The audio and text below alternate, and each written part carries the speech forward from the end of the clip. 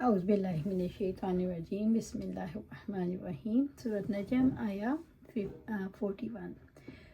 ثم یجزاہ الجزاء الاوفیٰ، پھر اسے اس کا بدلہ دیا جائے گا، پورا بدلہ، یعنی ایسی کامل جزا ہوگی کہ اس میں کچھ کمی نہ ہوگی۔ رب العزت نے فرمایا، جس دن ہر نفس اپنے بارے میں جھگڑا کرتا ہوا آئے گا اور ہر نفس کو جو اس نے کیا پورا بدلہ دیا جائے گا اور ان پر کچھ بھی ظلم نہیں کیا جائے گا۔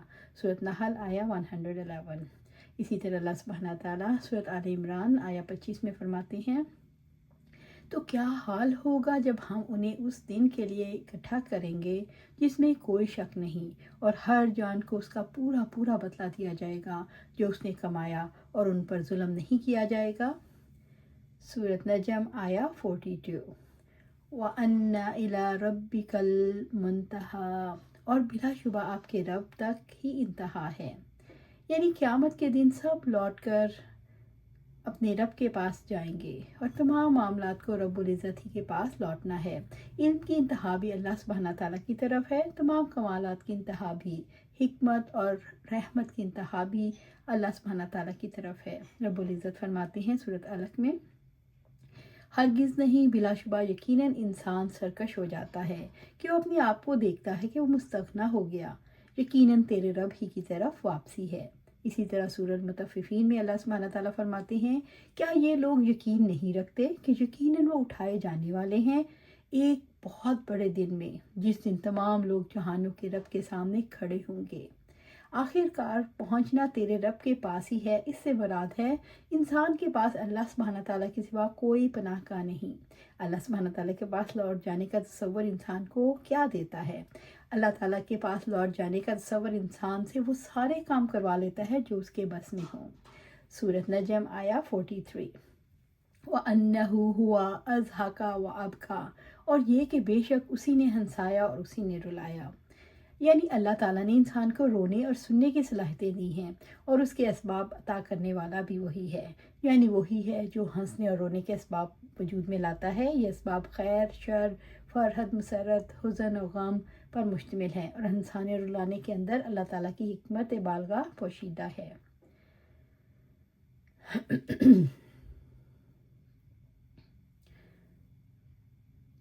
اس سے مراد ہے اللہ تعالیٰ ہی نے انسان کے اندر ہنسنے اور رونے کی صلاحیت رکھی۔ انسان یہ نہیں جانتا کہ وہ کس طرح ہنستا اور کس طرح روتا ہے۔ ہنسنے اور رونے کے اسباب بھی اللہ تعالیٰ ہی پیدا کرتا ہے۔ جو وہ ہنسنے کے اسباب پیدا کرتا ہے انسان ہنستا ہے، اور جو رونے کے اسباب پیدا کرتا ہے تو انسان روتا ہے۔ اللہ سبحانہ تعالیٰ ہنساتا اور رلاتا ہے، یعنی انسانی شعور کو ایک حالت میں نہیں رہنے دیتا۔ سورۃ نجم آیا 44۔ وَأَنَّهُ هُوَ أَمَاتَ وَأَحْيَا، اور یہ کہ بے شک اسی نے موت دی اور اسی نے زندگی دی، یعنی موت اور حیات کو وجود میں لانے والا وہی ہے، جیسا کہ رب العزت نے فرمایا سورۃ ملک میں، وہ ذات جس نے موت اور زندگی کو پیدا کیا تاکہ وہ تمہیں آزمائے تم میں سے کون عمل میں زیادہ اچھا ہے، اور وہ سب پر غالب بے حد بخشنے والا ہے۔ جس نے ساری مخلوقات کو زندگی عطا کی، وہی موت کے بعد زندگی عطا کرے گا، اور ہر ایک کو اس کے اعمال کی پوری جزا ملے گی۔ اللہ تعالیٰ نے زندگی اور موت کی بات اس لیے کی، یہ دونوں راز ہیں۔ موت کی حقیقت اور زندگی کی حقیقت کو کوئی پا نہیں سکا۔ زندگی آتی کہاں سے اور زندگی کیسے چلی جاتی ہے، کوئی نہیں جان سکا۔ وہ زندہ کرتا ہے، زندگی کی لاکھوں اور کروڑوں صورتیں ہیں، اور موت کی بھی لاکھوں صورتیں ہیں، یقیناً وہ بے مثال قدرت والا ہے۔ سورۃ النجم آیا 45۔ وَأَنَّهُ خَلَقَ الزَّوْجَيْنِ الذَّكَرَ وَالْأُنثَىٰ، اور یہ کہ بلا شبہ اسی نے نر اور مادہ کا جوڑا پیدا کیا، یعنی اللہ تعالیٰ ہی نے ہر جاندار کا جوڑا بنایا، اور وہی ہے جس نے اس کا جوڑا بنایا۔ نر اور مادہ کی پیدائش ایک معجزہ ہے۔ جس وقت پیدائش کا سلسلہ شروع ہوتا ہے اس وقت سے یہ عمل بھی شروع ہو جاتا ہے۔ نطفے کا مرد یا عورت بن جانا یقیناً اللہ سبحانہ تعالیٰ کی قدرت کا نشان ہے، اسی وجہ سے اس کا تذکرہ کیا گیا۔ سورۃ النجم آیا 46۔ من نطفۃ اذا تمنیٰ، ایک نطفے سے جب وہ ٹپکایا جاتا ہے، یعنی نطفے میں پورا انسان چھپا ہوا ہوتا ہے، اس کی ہڈیاں، گوشت، اعصاب، رگیں، بال، ناخن، صلاحیتیں، اخلاق، مزاج، جس سے یہ پتہ چلتا ہے اللہ تعالیٰ کی قدرت عظیم ہے. اللہ تعالیٰ کا کامل قدرت اور کمال درجے کی غلبہ کی دلیل ہے. اس نے نہایت حقیر پانی یعنی نطفے سے سارے حیوانات کو وجود عطا کیا. وجود کے آغاز سے اس کے اعادہ پر دلیل دی گئی. رب العزت نے فرمایا سورۃ القیامہ میں، کیا انسان یہ گمان کرتا ہے اسے یوں ہی بغیر پوچھے چھوڑ دیا جائے گا؟ کیا وہ منی کا قطرہ نہ تھا جو گرایا جاتا ہے، پھر وہ جمع ہوا خون بنا، پھر اس نے پیدا کیا اور پھر درست بنا دیا، پھر اس نے اسے مرد اور عورتوں کی 2 قسمیں بنائیں. کیا وہ اس پر قادر نہیں کہ مردوں کو زندہ کرے؟ سورۃ النجم آیا 47. وَأَنَّ عَلَيْهِ النَّشْأَةَ الْأُخْرَى، اور یہ کہ بلا شبہ اسی کے ذمہ ہے دوبارہ پیدا کرنا. وَأَنَّ عَلَيْهِ، اور یہ کہ بلا شبہ اسی کے ذمہ ہے یعنی اللہ تعالیٰ پر ہے. النَّشْأَةَ الْأُخْرَى، دوبارہ پیدا کرنا، یعنی جو بغیر نمونے کے پہلی بار پیدا کر سکتا ہے وہ قیامت آنے کے بعد سب کو قبروں سے زندہ کر کے اٹھانے کا اور ان کی نیکی بدی کی جزا دے گا. پہلی زندگی دوسری زندگی کے لیے دلیل ہے. جس قوت نے ایک بار پیدا کیا وہ دوسری بار پیدا کرنے پر بھی قدرت رکھتی ہے.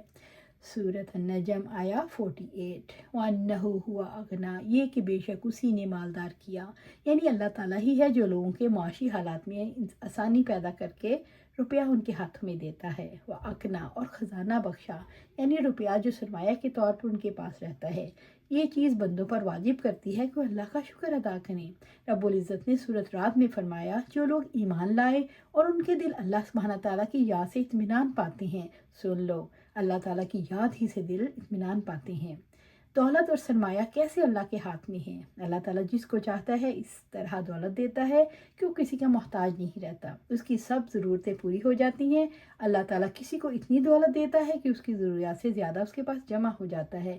یہ سرمایہ رب دیتا ہے، اس کی قدرت ہے، جس کو جتنا چاہے عطا کرے، اس کی بخشش بے مثال ہے.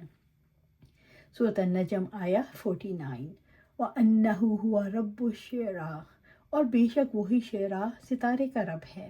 اور یہ یعنی شعراء کا رب اللہ تعالیٰ ہی ہے. شعراء روشن ستارہ ہے جسے جاہلیت میں عرب کے جرہم قبیلے کے لوگ پوجتے تھے. یعنی شعراء نہیں تمہارا رب تمہاری قسمتیں بناتا ہے، کہ شعراء نہیں ہے تمہارا رب، اللہ سبحانہ تعالیٰ رب ہے جو تمہاری قسمتیں بناتا ہے. اللہ تعالیٰ نے شعراء کا نام اس لیے لیا کہ عربوں میں سے بعض شعراء کو رب بناتے تھے، اس لیے وضاحت کی کہ شعراء کا رب اللہ ہے. سورۃ النجم آیا 50.